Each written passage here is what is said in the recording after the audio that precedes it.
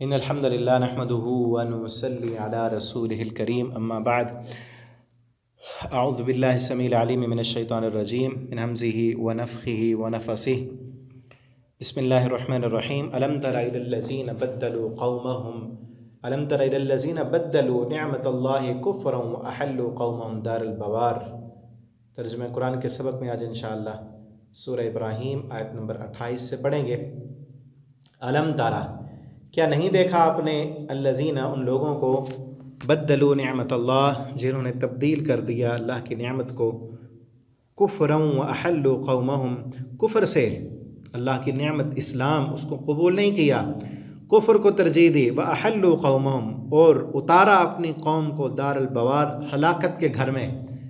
ایک تو ایمان قبول نہیں کیا، اس سے مراد اس وقت جو مشرکین مکہ تھے، اور مزید سب کے لیے قیامت تک کے لیے مفہوم ہے اس کا، مشرکین مکہ کے سردار، انہوں نے ایمان کی بجائے کفر کو قبول کیا اور اپنی قوم کو لا کر ہلاک کرایا میدان بدر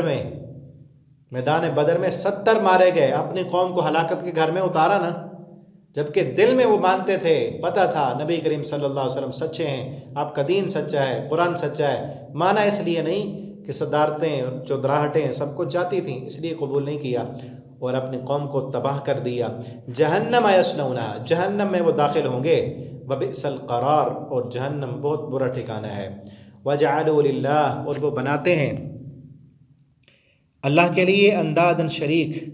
لیضلوا عن سبیلہ، تاکہ وہ گمراہ کریں اس کے راستے سے۔ وہ اللہ کے ہاں دوسرے شریک بنا رہے ہیں، اللہ کی ذات میں شریک کرتے ہیں، اللہ کی صفات میں شریک کرتے ہیں۔ مشرکین مکہ کیسے شریک بناتے تھے، کس طرح کے بت انہوں نے بنائے ہوئے تھے، ان کے سامنے جا کے نظریں نیازیں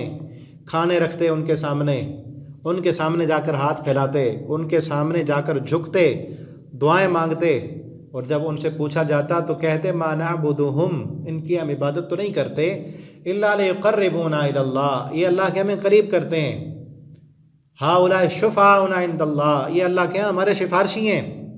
اللہ تعالیٰ کیا فرماتے ہیں، انہوں نے میرے شریک بنا لیے ہیں اور لوگوں کو گمراہ کر رہے ہیں، یہ گمراہی کا راستہ ہے۔ اللہ نے نہیں کہا کہ میرے پاس آنے کے لیے پہلے درمیان میں واسطے اور وسیلے لاؤ، اللہ تعالیٰ نے تو یہ نہیں کہا، انہوں نے خود اپنی طرف سے بنا لیے ہیں، اور یہ خود بھی گمراہ ہیں، دوسروں کو بھی گمراہ کر رہے ہیں۔ فَإِنَّ مَصِيرَكُمْ إِلَى النَّارِ، بے شک ٹھکانہ ان کا آگ ہی ہے، کہ دنیا میں جو کچھ چاہیں کر لیں، مگر کب تک، آخر مرنا ہے، اور مرنے کے بعد ایسے مشرکوں اور کافروں کا ٹھکانہ جہنم ہے۔ قُلْ لِعِبَادِيَ الَّذِينَ آمَنُوا، آپ کہہ دیجئے میرے ان بندوں کو جو ایمان لائے،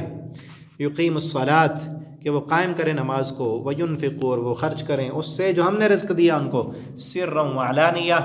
چھپا کر بھی اور سب کے سامنے بھی، جہاں پر چھپانا ہو وہاں چھپ کر صدقہ کریں، اعلانیہ طور پر، نیت اصل ہے اللہ کو راضی کرنے کی، جہاں پر سب کے سامنے کرنے کا فائدہ کم ہو اس وقت چھپا کر کریں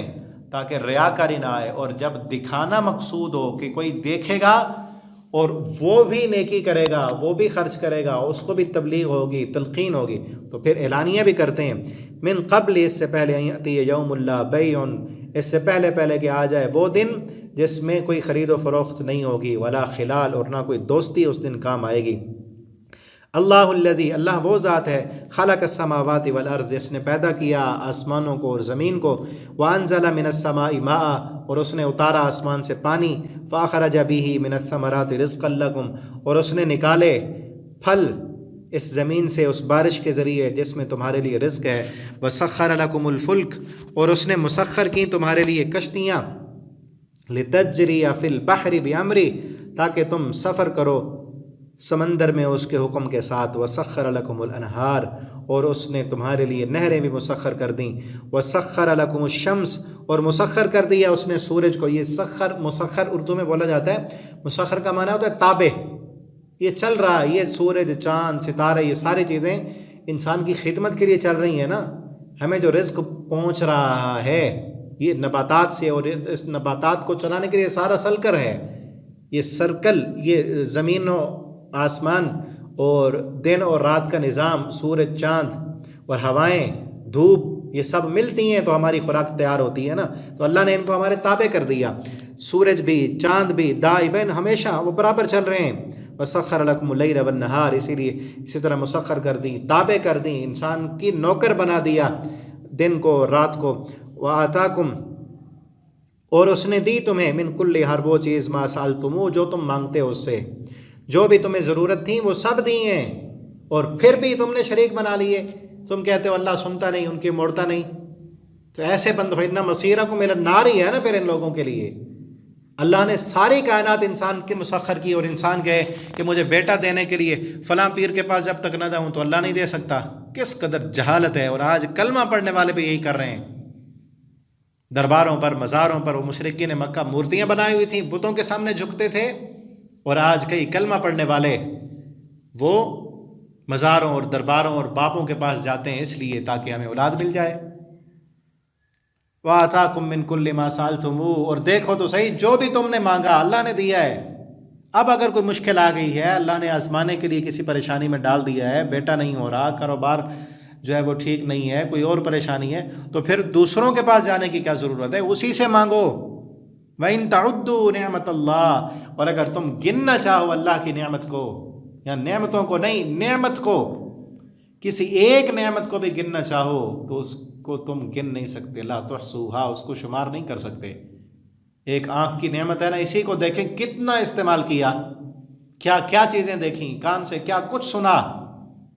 یہ ایک نعمت، زبان، کہاں کہاں ہمیں زبان نے فائدہ دیا۔ اگر یہ ایک نعمت نہ ہوتی، اس ایک نعمت کے فائدے گن سکتے ہیں؟ اگر ہوا نہ ہوتی، سورج نہ ہوتا، کتنی نعمتیں، اور پھر یہ نعمتیں بھی لا تعداد ہیں۔ ان الانسان لظلوم کفار، بے شک انسان بڑا ظالم اور بڑا ناشکرا ہے کہ اللہ کی نعمتیں کھا کر اللہ کا شکر ادا نہیں کرتا۔ اللہ تعالیٰ سے دعا ہے اللہ ہمیں اپنا شکر گزار بندہ بنا دے، اور شکر گزاری کا سب سے بڑا یہی ہے کہ انسان اللہ کا فرما بردار بن جائے، اس کے سامنے جھک جائے، اپنا عقیدہ درست کر لے، اور اللہ کے ساتھ شرک نہ کرے، اور اللہ کی توحید کو خود بھی اپنائے، دوسروں تک بھی پہنچائے۔ اللہ ہمیں عمل کی توفیق دیں۔